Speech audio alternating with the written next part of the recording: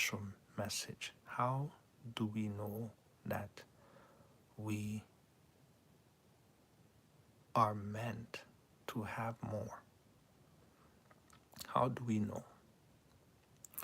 And you see, I'm going to explain this in, many ways where I know, you see what I'm saying, for sure, in a factual way, that we are meant to rule, to control our own universe one day, and how that ties back to God, and why it is important to understand this in order to live in today's life, in order to understand why God says, don't worry so much about the physical materials of the world,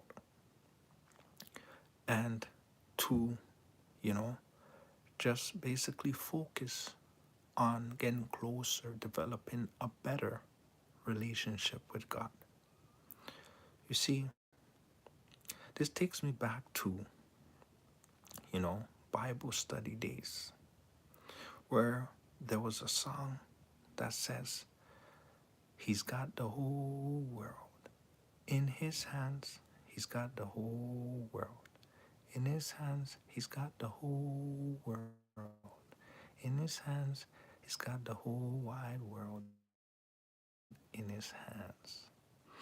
You know, don't take me up on, the music and just formality. You know what I mean?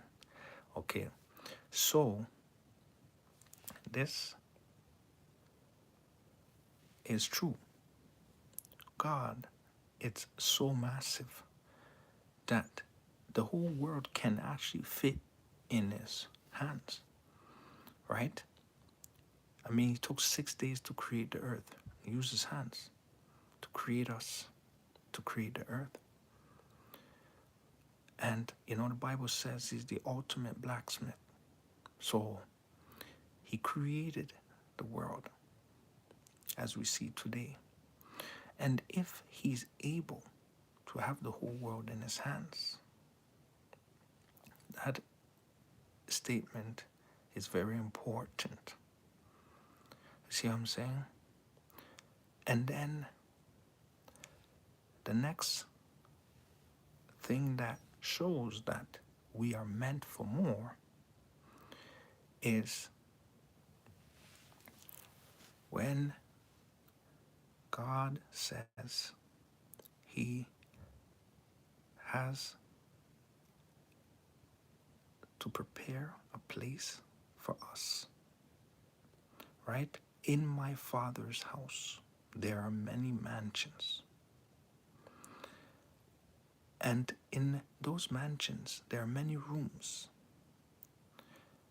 And Jesus said He has gone to prepare a place for all of us. Now, when they said that, that is a metaphor for something much bigger. Because you see, if Jesus said, in my Father's house, there are many mansions, that means, right, it is massive. It is a next terminology that is saying universes. So I am saying, right, if the Bible says we are a small g, small God,